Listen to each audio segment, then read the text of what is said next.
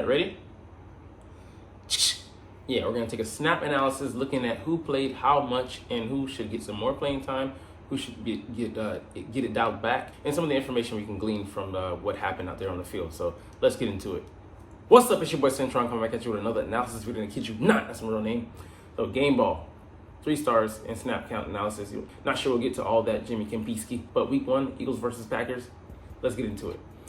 How Saquon Barkley and the other Eagles standouts from Friday night shared the snaps in an opening win over Green Bay, man.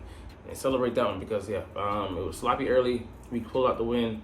But make no mistake about it, this one could have gone either way. Just that kind of opponent. They have some talent too. And hopefully, Godspeed to Jordan Love. 3 to 6 weeks, he'll be out. All right, anyways, QB1 took all the snaps. There were 76 on offense, and he didn't come out at all. That we expected. But, he was up and down, but he was able to put it together in the key moments that we needed him to. So, like I said, gave him a B- yesterday, and I'll stick with that. Running backs, 61 snaps for Saquon Barkley, 15 for Kenny Gainwell, and 4 snaps for Will Shipley. So, Saquon Barkley got the lion's share, no pun intended.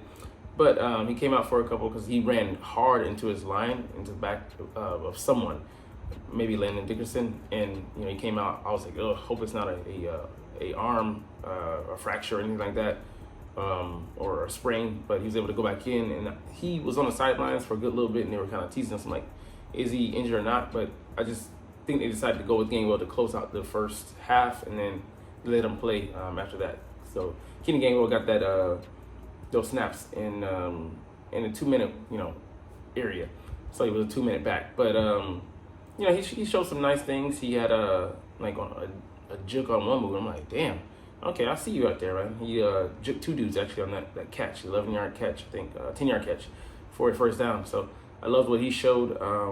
He's not going to get that much work, depending on the week, because I think we will be more liable to play him next week more so. We're definitely not going to give Saquon Barkley, 24 touches, every game. So you want to use him sparingly so that he's able to be available later in the season and, in the playoffs. Then you can kind of ride him hard, pause. Will Shipley, 4 snaps. He was being used in motion. A lot of our guys saw that action and they didn't get any balls thrown their way, or very little. Decoy, but hey, he played his role, and there's not a huge role for him right now, but, it is what it is. So at least he's available. He was on the active roster, unlike a guy like Jalix Hunt. So wide receiver, Devonta Smith, 76 snaps, well-deserved. Don't even need to say more because he had 2 clutch catches on the last drive for us. A.J. Brown, he had to come out a few snaps, so that's why he missed 4 snaps or so. He got hit on a run blocking play by Javon Bullard. I was like, okay, A.J., man, get up, bro. And of course, the dude is lighter than you, by almost 30 pounds, but, he brings that wood, so I guess he's a hard hitter. His reputation precedes him. Jahan Dotson got snaps. He only saw 1 ball thrown his way, an ill-advised pass by Jalen that should have been picked off by Keyshawn Nix. Fortunately, he didn't. And, he was doing a lot of motion, so he was doing a lot of decoy work. And, as the weeks go on, we'll see if, Jalen starts to trust him more. But, hey, for now, he's just getting acclimated. Johnny Wilson, he also saw 1 pass come his way, but, he didn't use his body like he should have to draw the pass interference, try to slow down, try to come back, fight to come back to the ball. It's a more of a veteran move or a more aware rookie. But, he was blocking pretty nicely. And Britton Covey as well, he was being used like Jahan Dotson, sweeping across the formation, dummy motion. So, he didn't see any balls thrown his way, but, it is what it is. Week 1, we're just trying to put some tape out there, a little false bait as well for teams to have the game plan for us. So, sorry. Tight end, 62 snaps for Dallas Goedert. He got some burn. I think he had 4 for 31. And, he was getting some work. I like the rub route they ran for him, where AJ took the guy out of the equation by standing in the way, pretty much basketball screen. And Goddard was able to turn on field. And he's got that speed, man. So, shrugging guys off as he went out of bounds. But, yeah, it was just a beautiful thing to see, and I hope that they really highlight him more. He's the 3rd big 3 guy in the offense, but he's one of the members, as I so commonly say. Grant Calcaterra, he got some burn, but he was mostly used out there, for some blocking out to see how well he did. But as the second guy that even when he released in routes, he wasn't seeing action. He got one target, made one catch for 11 yards, and it was a first down. So this is only his 10th catch, so which is kind of amazing. EJ Jenkins didn't really notice him, but came in for 3 snaps on offense. So hey, for what it's worth, but he is being called up. So he has 2 more times he can be called up from the practice squad. All right, the offensive line. One sack by a cornerback, and then the other one was where there should have been a flag thrown there. Rashawn Gary, I don't it's gonna go down as Lane Johnson taking a sack, and one of the few he's had in the past couple of years, but it shouldn't have been a play that even existed. You can fault Johnson for stopping, but they still commonly do so, because they call plays dead. But hey, coaches probably will tell him got to play to the whistle. But yeah, some run blocking. I saw Cam Durant get beat a couple times. We got to work on some things, but it's the first week. A lot of these guys. I mean, it's about playing in sync. Mekhi Becton was the one guy who got preseason snaps. Everybody else was, shelved and sidelined. So, I mean, it is what it is. We'll see how things acclimate, but it's still the preseason ghost haunting us at this point. All right, edge defenders: Josh Sweat, 41 snaps; Brandon Graham, 32 snaps; Nolan Smith, 31, and Bryce Huff, 30. So, I mean, it looks like Vic's going to divvy up his edge rushers pretty much. I mean, because we saw what happened last year when Josh Sweat and Hassan Reddick were playing a bulk of the snaps. They got tired, man, and you don't want to see that happen again. Whereas we'll see the inverse when you go down below with the next position next to them. So Josh was, getting less burn than he usually does. But I agree with the assessment. He was the most effective guy out there getting to the quarterback. And Brandon Graham, got there a couple times too. Noah Smith, he surprised me with the number of snaps he took, but that's a good sign. His arrow is pointing upward, and you want to see him used, and he needs that experience too, that playing time. So Bryce Huff, I mean, I'll fault the field, for his game is really based on speed. He has such a strong initial get off that he needs prime conditions for the field, for him to be effective like that, like he usually is. We'll see, if it, I agree, if it continues to be a thing as season goes along. But I'm really excited and I want to watch how they do against the Atlanta O-line, which is a decent O-line. I know they have 2 pretty good guys. I think a guard, Chris Lindstrom, who got a pretty big deal, and a tackle or 2. I think is it Jake Matthews, the left tackle that's a decent guy. So it's better than this line, I think, here, but still we should be beating them at some positions. All right, interior defensive line: Jalen Carter got the lion's share of work with 51 snaps. Jordan Davis next with 35. Milton Williams with 28. Morojo with 14, and Booker with Thomas. Yes, messing his name, blending it, but Thomas Booker with 8 snaps. So I didn't really notice him. I mean, I don't see the numbers a lot of times, so I don't know who's in there. But Morojo, I did notice him get a hit on the quarterback. It was a nice one. He sat Jordan Love down. He's looking up, reassessing his life. But I like him as a rotational guy as a 4th guy. Milton Williams had got some time in the red zone, particularly on that second down, that 2-point conversion stop. Hey man, he's gonna be a player for us this year.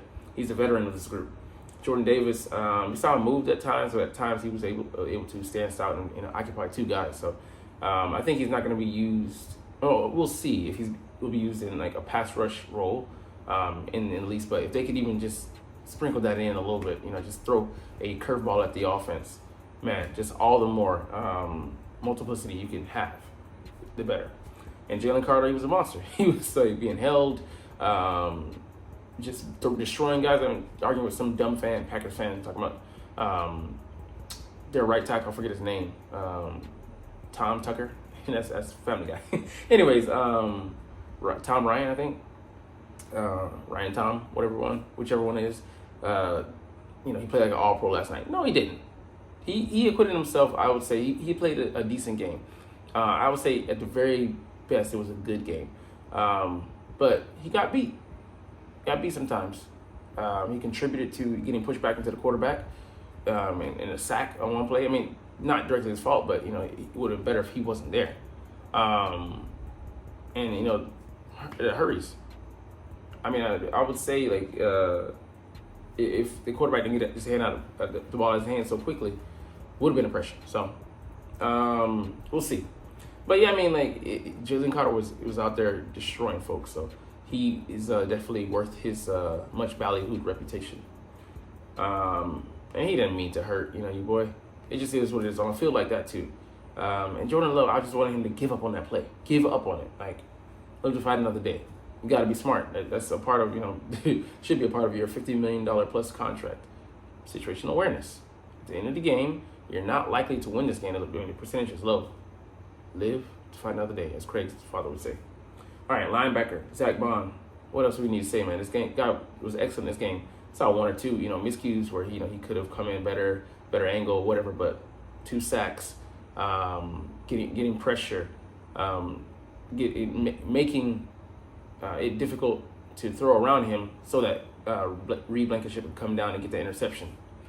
I say this all the time, but his length, he's 6'2", 6'3", with his arms, make it difficult. And I love Nakobe Dean, for he brings, he's just a heat-seeking missile, but he doesn't have the size dimensions. He's limited physically, and that's no fault of his own because he did get the deflection. Let's get to him. 64 snaps, man. He was doing his thing out there, man. I know he was replaced, I think, a couple times by us putting a corner out there. But Zach Bond it's telling that Zach Bond was the one linebacker that saw all 67 snaps, out there on the field because he was the most effective guy. He's our best linebacker right now that we have, and there's no debate with that. But Nakobe Dean, she was on that screenplay, blowing up things. I mean, hitting that, he destroyed that guy. He could have had a pick six, but that was a hard ball to corral. I don't fault him for that. In the moment, I was like, damn, Nakobe, catch that shit. But hey, man, good job making a negative play. If he does get the pick, of course, it's a turnover and we don't maybe get scored on. But, C.J. Gardner-Johnson, we'll get to him in a second. But, he kind of, he put himself in that position. But, yeah, man, solid, very good game by Dean. And I hope he's able to build upon this. We'll see. Cornerback and safety, Darius Slay and Reed Blankenship both played all the snaps. Chauncey Gardner-Johnson missed one because he had a hand injury. Quinyon Mitchell played 63. Avonte Maddox 60. Cooper DeJean 6. I noticed him in there once, but Keetering, I was looking for him, couldn't find him. Tristan McCullum came in there for Chauncey Gardner, and then he stayed maybe for a couple more. I don't know in what role, but Darius Slay, he had a solid game. Had a couple catches I think allowed, but he was doing his thing. Reed Blankenship was everywhere. He was cleaning up other people's mistakes, something he was doing a lot last year, and I really loved the role he was in. So it switched, but he still was able to play that lurker role from last year, or the role that I talked about that he would have. Because CJ, I thought he would be, CJ would be up top, but no, they switched. He was down in the lower part of the field, and which left Reed able to patrol, and he came down to make the pick on the tight end being targeted. So him being freed up by a quality safety next to him, Reed's gonna put in some work this year. He's gonna surprise some people who don't know football, especially Eagles fans. All right, Chauncey Gardner-Johnson, he was in position, knifing through and cutting down running backs, Josh Jacobs in the backfield, but he also, was the GOAT on that play where a 70-yard touchdown, the longest touchdown of Jordan Love's career, that went to Reed. I mean, yeah, it was crazy, So, I mean, he was late to get back. Then when he came, he was running out of control, and knowing the conditions on the field, I'm like, bro, you got to run under control, even if you get jipped, whatever, stall time, for help to get there. It was just him in the end zone, and he was, the last defense, and he failed. But, he was out of position, I would say, a couple times. He's still learning safety. We got to remember that because 2022 was his last, his first year playing it. So it is what it is. A guy who I'm kind of down on, Avonte Maddox, he looked overworked. Had that touchdown he gave up in the red zone. He let the guy beat him across his face. I'm like, I get it. He's wearing 2 hats, nickel safety and nickel and safety. So you can't come down too hard on him, but just you'd like to see Isaiah Rodgers up there on the outside and then Q taking his spot on the inside. So, I mean, I like him as a backup, but nothing else. Cooper DeJean in there for one snap that I noticed he was in a dime package, but didn't really have the impact. But I mean, you know, he's getting his feet wet. Keely Ringo, I didn't notice him either, but you know, maybe it's a good thing because that means that he wasn't getting picked on. But yeah, we're not gonna give game balls and all that stuff because we obviously know what it was. But hey, man, this was a fantastic game. I loved it. You know, it was, you know, threatening to be busted wide open by our offense's failings, but the defense held tight, and the offense of the Packers came up short. So I love to see it. Red zone defense was strong, and let's see how we build upon that going into the next game against the Falcons. But hey, it's all good because you're not even watching. You're not even here to finish out this video, but it's all good, like I just said, because I love making these videos and I love talking about the freaking stinking Philadelphia Eagles, who I love. But anyways, we're gonna get up out of here. Like I said, we're gonna officially chunk this, but as always, it's fly, Eagles, fly, and let's motherfucking go. Like, comment, share, subscribe. Thanks for watching. Check me out at Cintron Anime, Cintron Life, or Cintron Laughs, or other social media.